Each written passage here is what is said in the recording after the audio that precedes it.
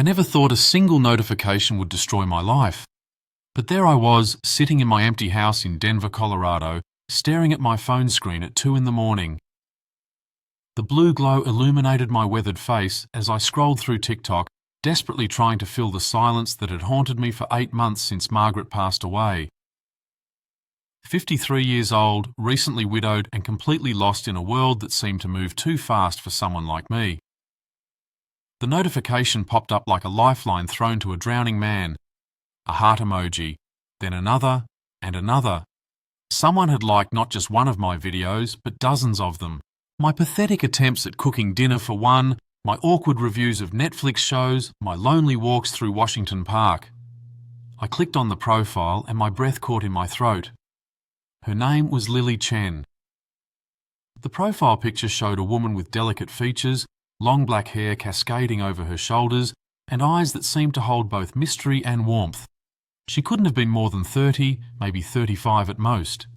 Beautiful in a way that made me question why someone like her would even notice someone like me. But she had noticed, and within minutes, a message appeared in my inbox. "Hello, Robert. I watched your videos. You seem like a very kind man. I am sorry for your loss. I lost someone important too. Maybe we understand each other." Those words hit me like a freight train. After months of condolences that felt hollow, of friends who meant well but couldn't understand the depth of my grief, here was someone who claimed to get it. Someone who saw past my awkward videos to the pain underneath. I stared at that message for 20 minutes before I found the courage to reply. My fingers trembled as I typed back a simple, "Thank you, that means more than you know." And just like that, the conversation began. But I had no idea I was about to step into a carefully constructed trap that would cost me everything I had left. Before I tell you how this stranger became the centre of my universe and nearly destroyed me, I need you to do something.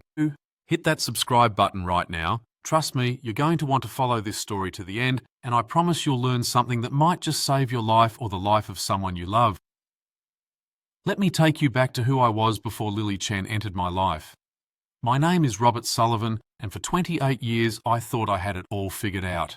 I was a middle school math teacher in Denver, married to my college sweetheart Margaret, living in a modest 2-story house with a picket fence and a golden retriever named Charlie. Margaret and I met when we were both 19 at the University of Colorado. She was studying to be a nurse, I was pursuing education. We were those couples you see in old movies, holding hands while walking across campus, sharing milkshakes at the local diner, making plans for a future that seemed as solid as the Rocky Mountains surrounding us. We never had children. Not by choice initially, but after years of trying and heartbreak, we learned to find completeness in each other. Margaret poured her maternal instincts into her work at Presbyterian St. Joseph Hospital, while I found purpose in shaping young minds. Our evenings were spent cooking together, watching old movies and planning our retirement adventures. The cancer came fast and vicious. Pancreatic cancer, stage 4 by the time they caught it. 6 months from diagnosis to funeral. 6 months of watching the love of my life waste away while I felt completely helpless. The woman who had been my anchor, my compass, my reason for everything, was gone before I even understood what was happening. The house felt like a mausoleum after she died. Every corner held memories that now felt like ghosts. Her coffee mug still sat in the same spot on the kitchen counter. Her reading glasses remained on the nightstand next to her side of the bed, which I couldn't bring myself to sleep in.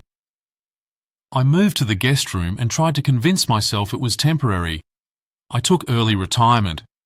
What was the point of teaching kids about algebra when I couldn't even solve the equation of how to exist without Margaret? The pension wasn't much, but combined with her life insurance and our modest savings, I had enough to get by. About $300,000 total. A lifetime of careful saving and planning now sitting in accounts I barely looked at. Friends tried to help. Margaret's sister Carol called daily for the first month, then weekly, then occasionally. My brother in Phoenix invited me to visit, but the thought of leaving the house, leaving the last place Margaret and I had been together, felt like betrayal.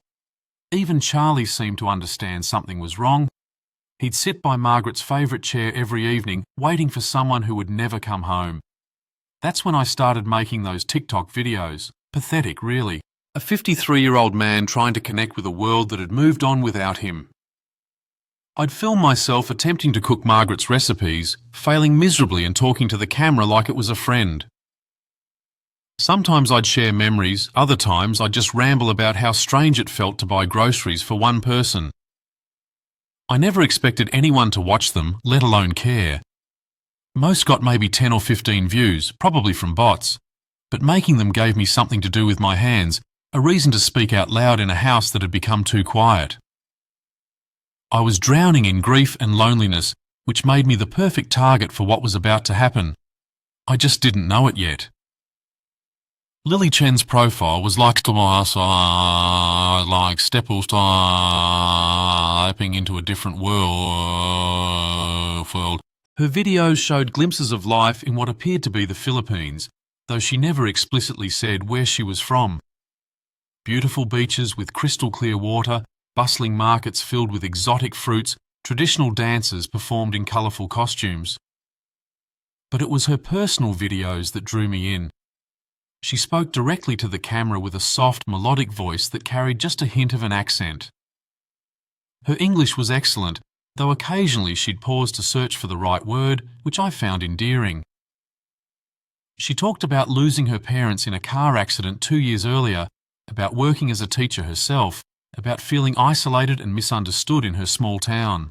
Sometimes I wonder if there is someone out there who understands what it is like to lose everything that matters, she said in one video, looking directly into the camera with those dark, expressive eyes. Someone who knows that some kinds of pain never really go away, they just find new places to hide. It was like she was speaking directly to my soul. Our conversations started cautiously. She would ask about my day, about Margaret, about what it was like to be a teacher in America. I found myself opening up in ways I hadn't with anyone since the funeral. She listened, really listened, in a way that felt both intimate and healing. "You seem like such a gentle man, Robert," she wrote after I'd shared a particularly difficult memory about Margaret's last days. "Your wife was very lucky to have someone who loved her so deeply. I hope someday I can find a love like that." Within a week, our conversations had moved from TikTok comments to private messages.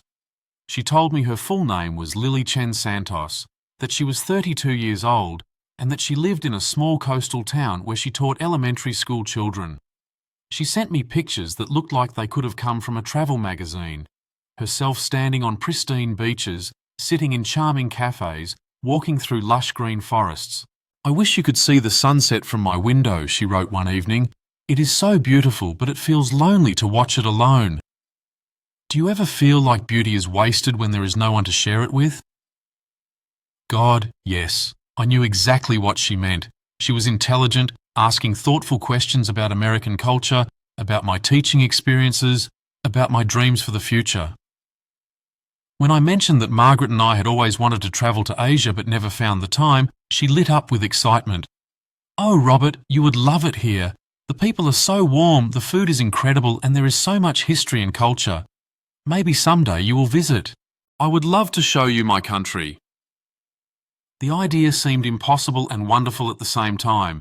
Me, Robert Sullivan from Denver, travelling halfway around the world to meet a beautiful woman who actually seemed to care about my stories and my pain. But even in those early days, there were small things that nagged at me. Sometimes her responses seemed too perfect, too carefully crafted. Once she sent me a picture of herself at what she said was her school, but when I looked closely, the children in the background looked like they could have been from a stock photo. Another time, she mentioned specific American pop culture references that seemed oddly detailed for someone living in a remote town in the Philippines. I pushed those doubts away. After months of isolation and grief, here was someone beautiful and kind who wanted to talk to me, who seemed to understand my pain. The red flags felt like minor inconsistencies compared to the warmth and connection I was feeling for the first time since Margaret died. I was so hungry for human connection, so desperate to feel like I mattered to someone again, that I ignored every instinct telling me something wasn't quite right. 3 weeks into our daily conversations, Lily suggested we move to WhatsApp for easier communication. She sent me her number with a string of heart emojis, and suddenly our connection felt more real, more intimate. We began texting throughout the day, sharing photos, sending voice messages that let me hear her laugh for the first time. Her laugh was like music, light and genuine.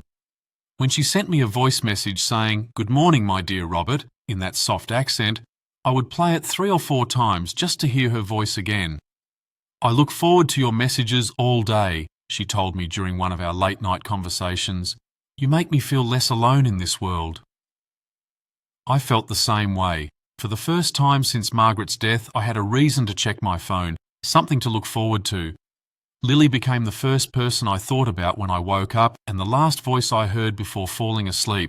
She began calling me pet names, my dear Robert, sweetheart, and eventually just my love. Each endearment felt like a small miracle. This beautiful, intelligent woman halfway around the world was developing feelings for me, a grieving widower who could barely manage to shower some days. But it wasn't just emotional connection.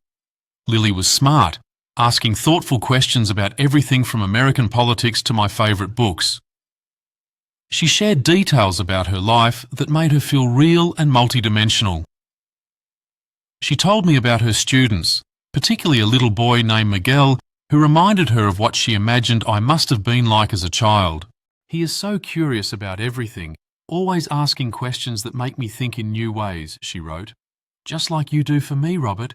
You make me see the world differently." She shared her dreams too, how she wanted to continue her education, maybe get a master's degree in education like I had, how she hoped to travel, to see snow for the first time, to visit museums and art galleries in America. "I have been saving money for years, working extra jobs on weekends. But it is so hard to save enough for dreams like that. When you live in a place where teacher salaries are so small," she confided. I found myself wanting to help make her dreams come true. This woman who brought light back into my dark world deserved everything beautiful life had to offer. The first red flag I should have paid attention to came during our 4th week of talking. She mentioned having to take her younger brother to the hospital for an emergency appendectomy. The doctors required immediate payment up front, she explained, and she didn't have enough in her savings. "I am so scared, Robert. The doctor says they cannot wait much longer, but I don't have the money. I hate asking anyone for help, but I don't know what else to do." Without thinking twice, I offered to help. $500 seemed like nothing compared to potentially saving someone's life, especially the brother of someone who had become so important to me. "Oh, Robert, I could never ask you to do that. You are too kind, but it would not be right," I insisted. She reluctantly agreed, sending me details for a Western Union transfer. The money was sent within an hour. "You are an angel," she wrote back. "My brother is in surgery now. I will never forget your kindness. You have such a beautiful heart." She sent me pictures from what she said was the hospital waiting room, and later a photo of her brother recovering in bed. Young man, probably early 20s, with the same delicate features as Lily. Everything looked legitimate. I felt good about helping. Margaret had always said that love meant being willing to support the people who mattered to you, and Lily was rapidly becoming someone who mattered very much. That first financial request should have been my warning.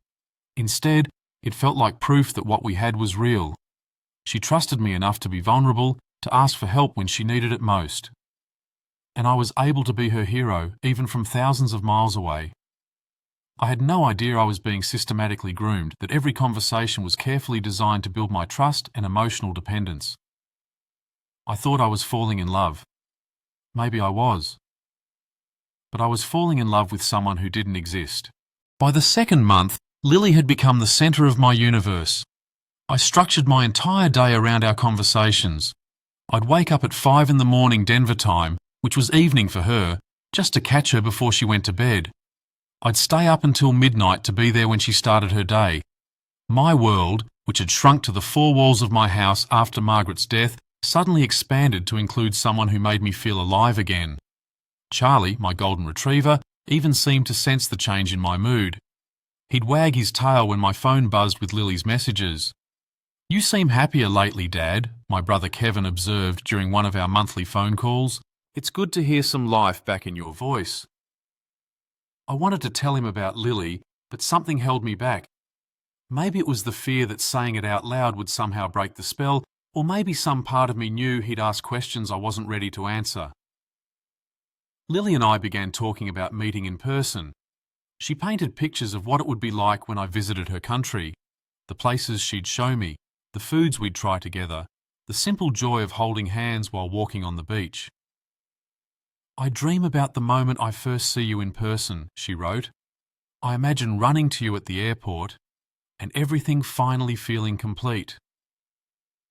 I found myself making the same dreams. After 28 years of marriage, the idea of falling in love again seemed impossible, but Lily made it feel not just possible but inevitable. But love, apparently, came with complications. The requests for help became more frequent. First, it was a problem with her apartment's plumbing that required emergency repair. Then her school's computer system crashed and they needed teachers to contribute to replacing the equipment. Each crisis seemed urgent and legitimate, and each time Lily was reluctant to accept my help. "I hate that these things keep happening, Robert. You must think I'm some kind of person who only brings problems." "Never," I assured her. "Life happens. Margaret and I helped each other through dozens of emergencies over the years. That's what people who care about each other do." The amounts grew larger. What started with $500 became $1,000, then $1,500. I was sending money 2 or 3 times a month, but it felt good to be needed, to be able to solve problems for someone I loved. She always sent proof, pictures of repair bills, official-looking documents from her school, medical bills for various family emergencies. Everything seemed legitimate, and her gratitude was overwhelming. "You are the most generous man in the world," she would tell me. "I am so lucky that God brought you into my life. I promise I will pay you back when I can, but for now, just knowing you care about me is enough." I didn't want her to pay me back. I had more money than I needed, sitting alone in my house with no one to spend it on. Margaret and I had always been savers, planning for a retirement we never got to enjoy together. What was the point of having money if I couldn't use it to help someone I loved? By the end of the second month, I had sent her nearly $8,000. It seemed like a lot when I added it up, but spread over multiple emergencies, each individual amount had felt reasonable. More importantly, Lily was talking seriously about us meeting. She had been researching flights to Denver, looking into visa requirements, making plans that felt increasingly real. "I found a flight for next month, but it is so expensive," she told me. "Almost $3,000, and that doesn't include the visa fees and other expenses. I have been saving, but I am still short." The idea of finally meeting her, of holding her in my arms after months of falling in love through a phone screen, was intoxicating. $3,000 to make that dream a reality seemed like the best money I'd ever spend. "Let me take care of it," I offered immediately. "I want to see you too. I need to see you." "Robert, I cannot let you pay for everything. You have already been so generous." But I insisted, and she eventually agreed. The flight was booked for 3 weeks later. She sent me a screenshot of her itinerary, her passport information, everything that made it feel real and official. I was going to meet the woman I loved. After months of grief and isolation, I was about to start a new chapter of my life. I had no idea that I was about to lose everything. The phone call came on a Tuesday afternoon, exactly 1 week before Lily was supposed to arrive in Denver. I was at the grocery store buying ingredients for the special dinner I planned to cook for her first night in America when my phone rang with an unknown number. "Is this Robert Sullivan?" The voice was professional, crisp, with just a hint of an accent. "Yes, who is this?" "Mr. Sullivan, my name is Detective Sarah Chen with the Federal Bureau of Investigation's Internet Crime Complaint Center. I need to speak with you about someone named Lily Chen Santos. Are you familiar with that name?" My blood turned to ice. The grocery basket slipped from my hands, sending apples rolling across the linoleum floor. Yes, she's... What is this about?" "Sir, I need you to sit down if you're not already sitting. The person you've been communicating with is not who they claim to be. Lily Chen Santos is the identity of a victim whose photos and personal information were stolen and used in a romance scam operation." The real Lily Chen Santos died in a car accident in Manila 2 years ago. The world tilted sideways. I found myself sitting on the floor of the grocery store, surrounded by scattered produce, unable to breathe. "That's impossible," I whispered. "I've been talking to her for months. She sent me pictures, documents, proof of everything." "Mr. O'Sullivan, I know this is difficult to hear, but everything you've received has been fabricated. The person you've been communicating with is likely part of an organised criminal network operating out of West Africa, specifically Nigeria. They specialise in targeting vulnerable individuals for financial fraud." The detective explained that they'd been tracking this particular scam ring for over a year. They had identified dozens of victims, all fitting a similar profile: recently widowed or divorced men over 50, emotionally vulnerable and financially stable. "How much money have you sent, Mr. Sullivan?" I tried to add it up in my head, but the numbers felt surreal. The hospital bills, the apartment repairs, the school equipment, the flight that would never happen. Maybe 15,000, 20. Even as I said it, I knew it was more. "We're going to need you to gather all your financial records, every transaction, every communication. This is an active investigation, and your cooperation could help us catch these criminals and potentially help other victims." The drive home was a blur. I kept thinking about Lily's laugh, her voice messages telling me she loved me, the pictures she'd sent of her brother in the hospital. All of it fake. All of it designed to manipulate a lonely old man out of his money. I spent the next 6 hours going through every bank statement, every transfer receipt, every screenshot of our conversations. The total was staggering: $23,400. Nearly 8% of everything Margaret and I had saved over our entire marriage. But the money wasn't even the worst part.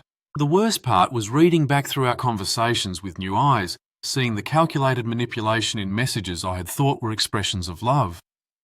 Every vulnerability I had shared, my grief, my loneliness, my guilt about moving on after Margaret, had been weaponized against me.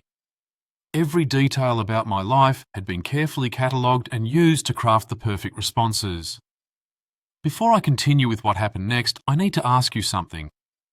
Have you ever fallen for a scam like this? Maybe not romance fraud specifically, but any situation where someone online gained your trust and then took advantage of it? I want you to leave a comment below and tell me about it. Don't be embarrassed. These criminals are professionals, and they're getting better at what they do every day. Your story might help someone else recognise the warning signs before it's too late. And if you haven't already, please subscribe to this channel. What I'm about to tell you next gets even darker, and you'll want to follow this story to see how it ends and what lessons we can all learn from my nightmare. The confrontation came the next morning. I had spent the entire night staring at my phone, reading through months of lies, feeling like the biggest fool who ever lived. When the usual "good morning, my love" message arrived at precisely 6 a.m, I was ready. "I know who you really are," I typed, my fingers shaking with rage and heartbreak. The response came faster than usual, too fast for someone who was supposedly just waking up halfway around the world. "What do you mean, sweetheart? You're scaring me." "The FBI contacted me yesterday. I know Lily Chen Santos is dead. I know you've been lying to me for months. I know you've stolen thousands of dollars from me." For 20 minutes, there was silence. Then my phone rang. The voice was different, harder. The soft accent was gone, replaced by something that sounded distinctly different. American, maybe, or someone who had spent years perfecting American English. "Listen carefully, Robert. You're going to keep your mouth shut about this, and you're going to continue sending money when I ask for it." "Like hell I am. I'm reporting you to the police. I already am." "Are you? That's interesting, because I have some things I think your family and friends might find very entertaining." My blood ran cold.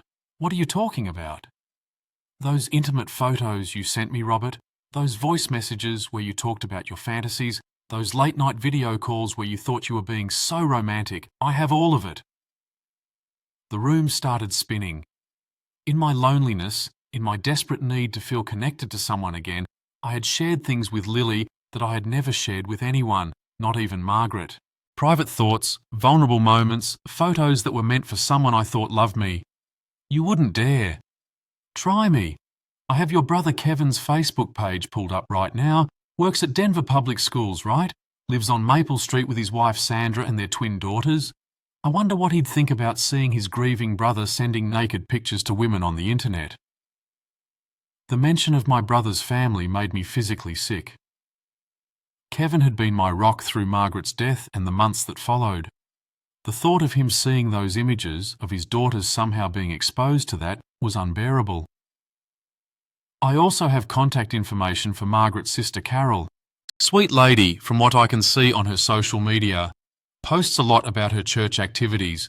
Bet the congregation would find your late-night confessions pretty interesting. What do you want? That's better. Here's how this works now. You're going to send me $5,000 every month. You're going to keep our relationship going, keep playing the part of the loving boyfriend. And if you ever think about going to the police again, or if you try to warn other people about me, those photos and videos go public. I don't have $5,000 a month. I'm on a fixed income. Then you better figure it out. Sell something, take out loans. I don't care how you get it, but you'll get it. Because the alternative is everyone you've ever cared about seeing exactly what kind of man you really are. The line went dead. I sat in my kitchen, the same kitchen where Margaret and I had eaten breakfast together for 28 years, and realised I was trapped. Not just by the money I'd already lost, but by my own shame and the sophisticated web of blackmail this criminal had woven around my life. I thought about calling the FBI detective back, but what would I tell her? That I'd sent intimate photos to someone I thought I loved? That my own stupidity had given them ammunition to destroy what was left of my life? For the first time since Margaret's death, I understood why some people just give up. The next 3 weeks were the darkest of my life. Darker even than watching Margaret die, because at least then I had known who I was fighting and why. Now I was trapped in a nightmare where every day brought new threats, new demands, new ways for these criminals to twist the knife. The monthly payments weren't enough. There were always emergencies, always urgent needs that required immediate transfers. When I tried to resist, my phone would buzz with screenshots of my most private moments, ready to be sent to my family and friends. Your nephew James is getting married next month, right? The voice would ask during one of the calls that came at random hours. Be a shame if those photos showed up in his wedding hashtag. I was hemorrhaging money. My savings account, which had taken decades to build, was disappearing at a rate of thousands of dollars per week. I took out a home equity loan, telling the bank I was doing renovations. I sold Margaret's jewellery, her car, furniture we had picked out together. Each transaction felt like I was erasing another piece of our life together. But worse than the financial devastation was the complete isolation. I couldn't tell anyone what was happening. I couldn't seek help, couldn't reach out to friends or family, couldn't even return to the FBI detective who had tried to help me. The shame was eating me alive from the inside. I started drinking heavily for the first time in my life. Cheap whiskey, straight from the bottle, just to quiet the voice in my head that kept calling me an idiot, a pervert, a man who had dishonoured his dead wife's memory. Charlie, my golden retriever, stopped eating. Animals know when their humans are in trouble, and he would sit beside my chair every evening, sensing something was terribly wrong, but unable to understand what. It was Charlie who saved my life, in a way. I was sitting in Margaret's chair one evening, drunk and contemplating whether anyone would really miss me if I just disappeared, when Charlie brought me his leash. It was our old routine, the evening walk we used to take together every night when Margaret was alive, the one tradition I had abandoned after she died. He sat there looking at me with those loyal brown eyes, and for the first time in weeks I felt something other than despair. This innocent creature still needed me, still trusted me to take care of him, even when I couldn't take care of myself. We walked through Washington Park as the sun set over Denver, and somewhere between the duck pond and the rose garden, I realised something important. I was going to die eventually. We all are. But I could choose whether to die as a victim or as someone who fought back. That night, I called Detective Sarah Chen. Mr. O'Sullivan, I was wondering if I'd hear from you again. How are you holding up? They're blackmailing me, I said without preamble. They have photos, videos, personal information. They're threatening to expose everything if I don't keep paying. That's exactly what we expected would happen. These operations rarely stop at simple fraud. They almost always escalate to extortion. What can I do? I can't have my family see those things. Mr. Sullivan, the first thing you need to understand is that you are not the criminal here. You are the victim of a sophisticated operation run by people who have done this hundreds of times before. The shame you feel is exactly what they're counting on to keep you silent.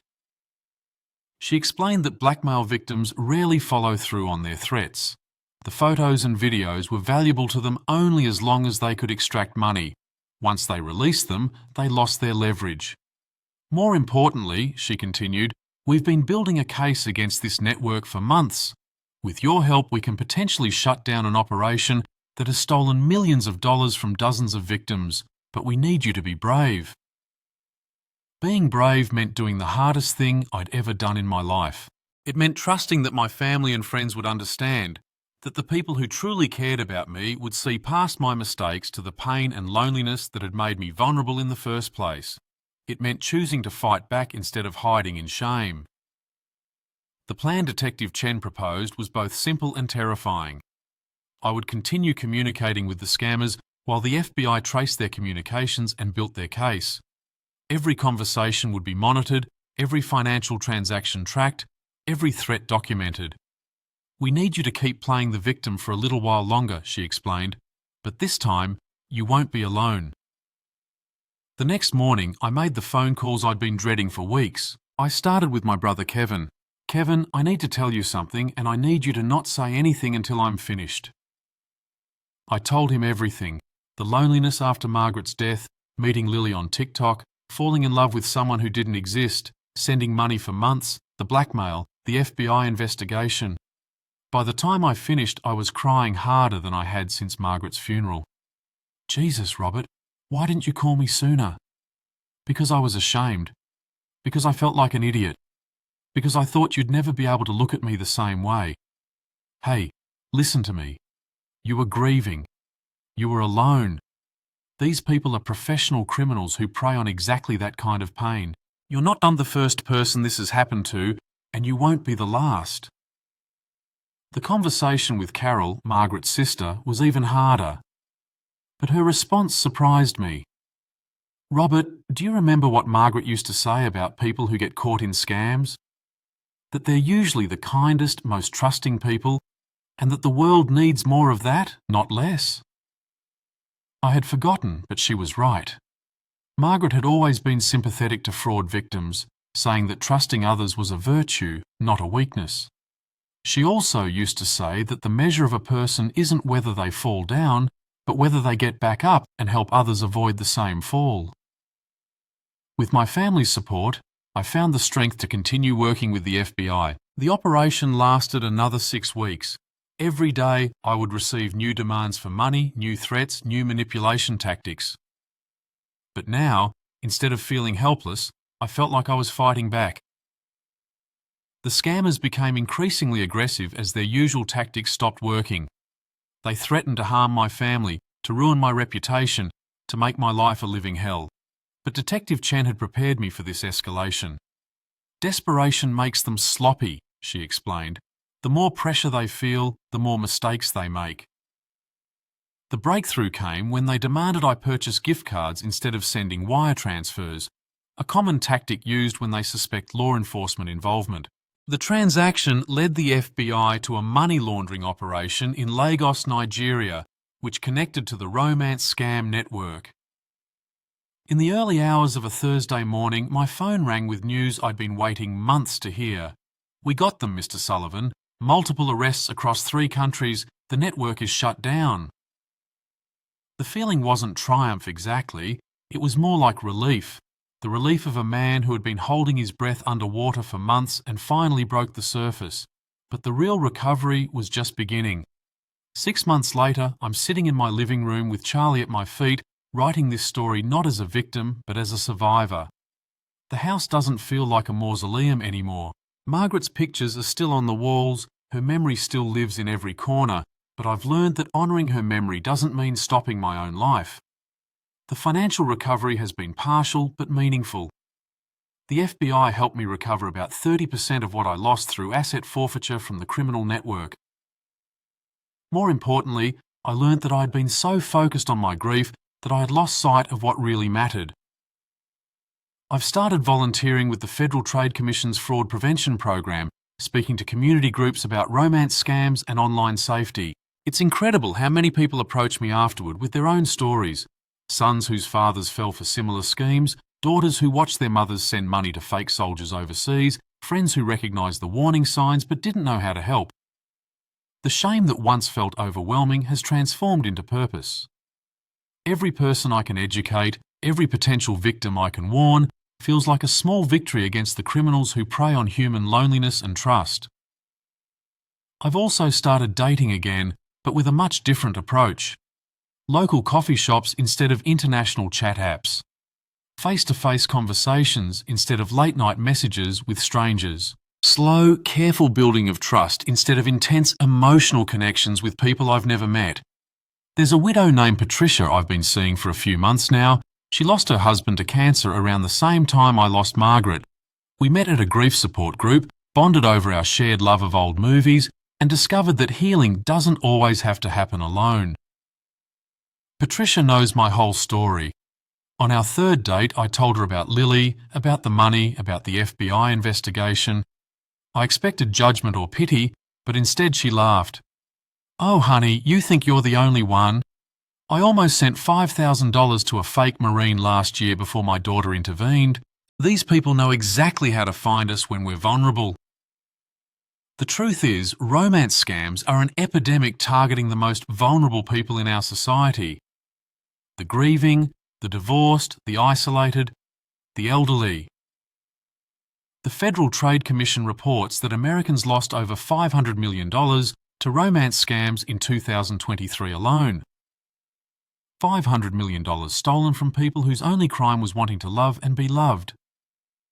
But here's what I want you to understand, especially if you're watching this because someone you care about might be in a similar situation.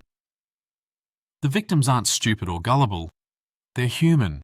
They're people who opened their hearts when they were hurting, who chose trust over cynicism, who believed in the possibility of love when life had given them every reason to give up.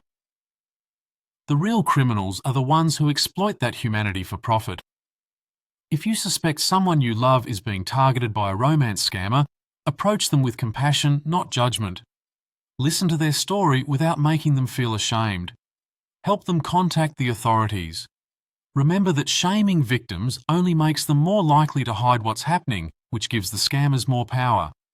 And if you're currently in an online relationship with someone you've never met in person, especially someone who has asked you for money, please be careful. Love doesn't come with a price tag.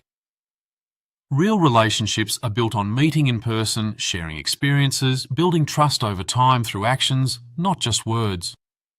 I still miss Margaret every day. I probably always will. But I've learned that grief doesn't have to mean isolation, and that healing doesn't dishonour the memory of those we've lost. Margaret would want me to live, to love again, to help others avoid the pain I experienced. Most importantly, I've learnt that our worst mistakes can become our greatest opportunities to help others if we're brave enough to share our stories. Thank you for listening to mine. If this helped you or someone you know, please subscribe to this channel and leave a comment about your own experiences with online fraud or romance scams.